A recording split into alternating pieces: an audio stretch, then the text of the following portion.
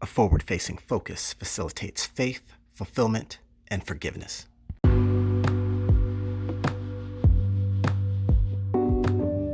Hey, what's up, everybody? This is Drew, and I want to welcome you back to Learn How to See Better.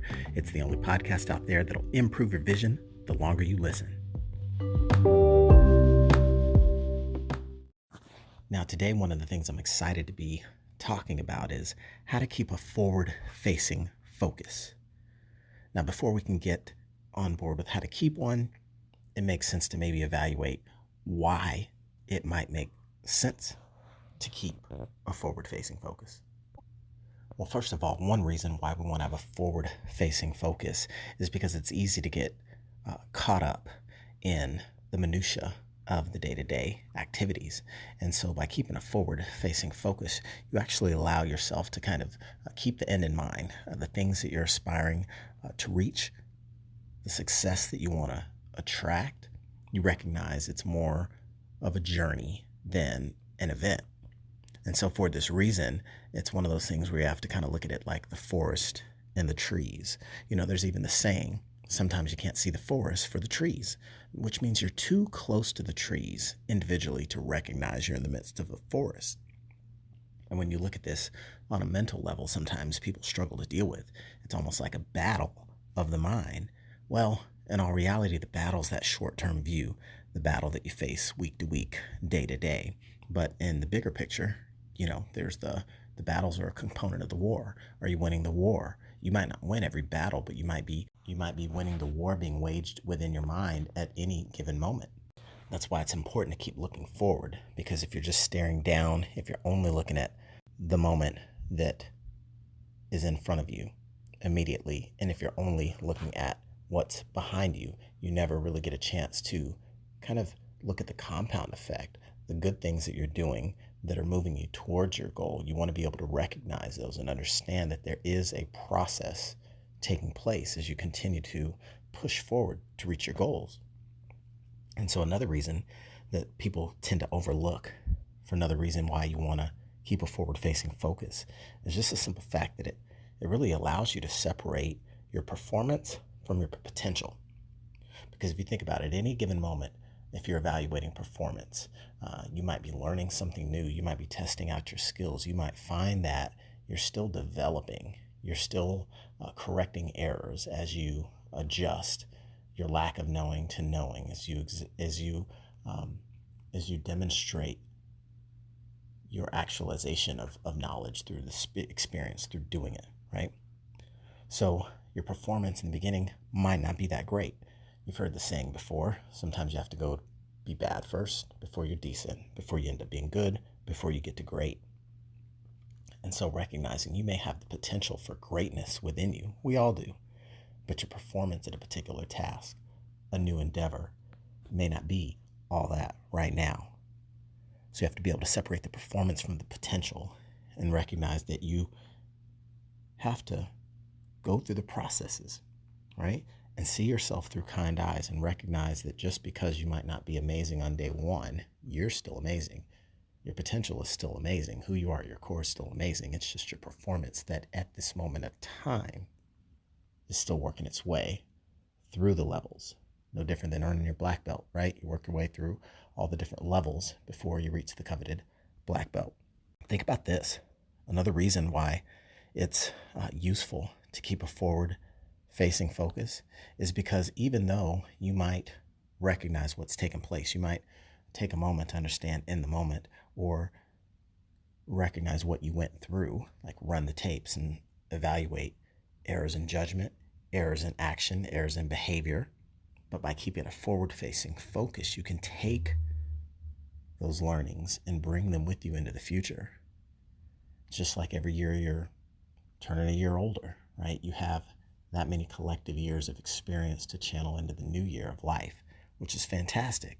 And so when you see that sometimes your performance isn't what you want it to be, but you focus on the potential, you recognize that there's value in evaluating your performance along the way. And this helps to avoid those repeat missteps that are common. If you're just blindly taking action without any evaluation point, it can be easy to get lost in the missteps from confusion of not knowing what is the right way. So it's beautiful to see the value of keeping a forward facing focus. You avoid repeat missteps. You don't get stuck on your mistakes. You recognize they're actually stepping stones to get you where you want to be. That's why I said initially, keeping a forward facing focus will facilitate faith, fulfillment, and forgiveness. And couldn't we all use a little bit more help with forgiveness in our world? Whether it's forgiving others, forgiving events, or forgiving ourselves. Just this simple act can be very powerful, and keeping a forward facing focus is essential in this evolution. The forward facing focus helps to force us through difficult moments and keep the end in mind so that when there are temporary areas of difficulty, these don't become so encompassing that they paralyze us. So the reason for keeping a forward facing focus is all about power and unleashing the power within you. So now I want to get into 4 specific steps as to how to keep a forward facing focus. So let's run through these one by one. First and foremost, do your best and forget the rest. Why do we say this? I say it because it's a way to find peace in your results. Do your best and forget the rest. We use this in our household, part of the way we raise our children. We don't want them getting stuck on the pressure of performance, especially when most of our experience of life is simply learning. All of it really is simply learning. And so we don't want to get so attached to errors in judgment of the past or mistakes that might come with the learning curve. We just want to do our best. Forget the rest. No need to get hung up on all the nonsensical things that stress people out every day. And I know it's simple to say, but it's not necessarily easy.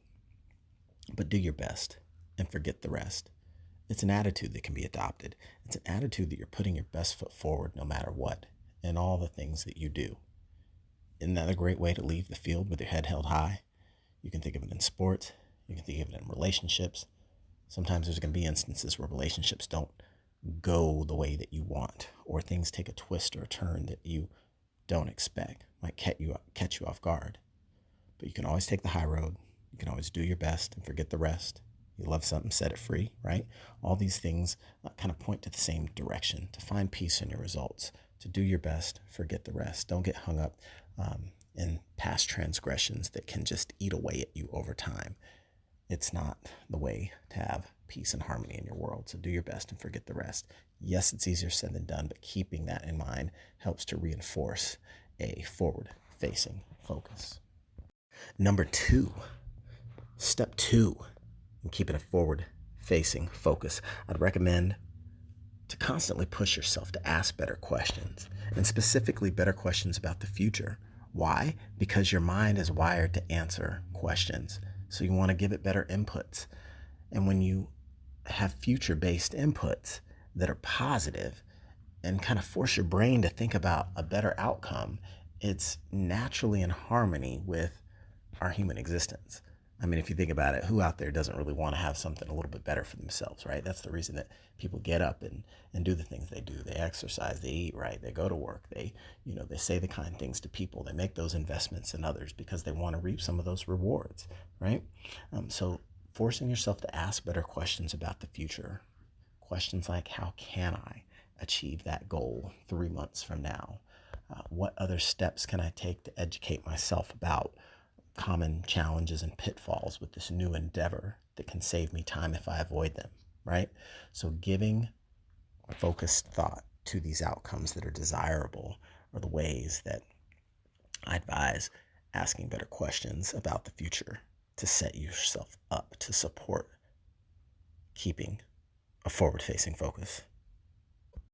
Number 3, a big encouragement here on how to keep a forward-facing focus is set more goals.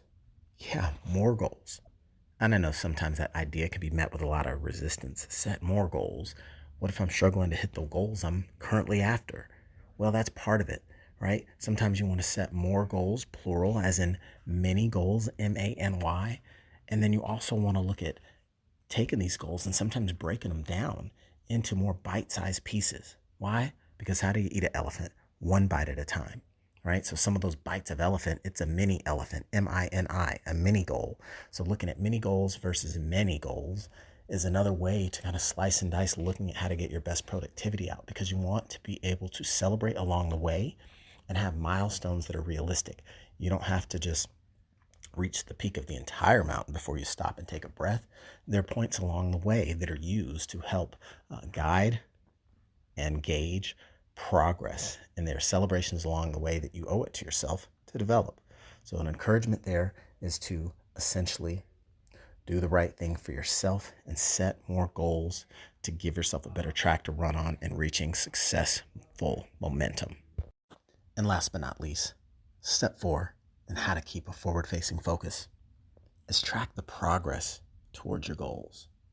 Again, this actually gets a little bit easier if you have numerous goals, if you've broken your goals down into bite-sized pieces, because you're going to have more goal achievement in your world. The idea isn't necessarily to shoot lower, aim lower. The idea is to just take a more realistic shot, right? You can score a lot more points if you're taking higher percentage shots than if you just try to shoot to get the most points all the time.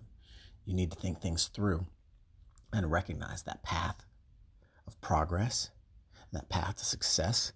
It's going to be laden with all sorts of twists and turns and exciting opportunities to learn and really prepare for the next level. And so being able to track that through the wins and making sure you have enough goals set so that you can reinforce the momentum that's necessary along the way is going to be a key component to building that success momentum that you're seeking. So that's what I wanted to share with you on how to keep a forward-facing focus, allowing you to build momentum in record time and get your year started off on the right foot. So take note of these 4 key steps and how to keep a forward-facing focus as you're looking to reach new goals and new heights in your life in the days and months ahead. Until next time, thanks for listening to Learn How to See Better. It's the only podcast out there that'll improve your vision. This is your host, Drew Davis, and I'll catch you on the next episode.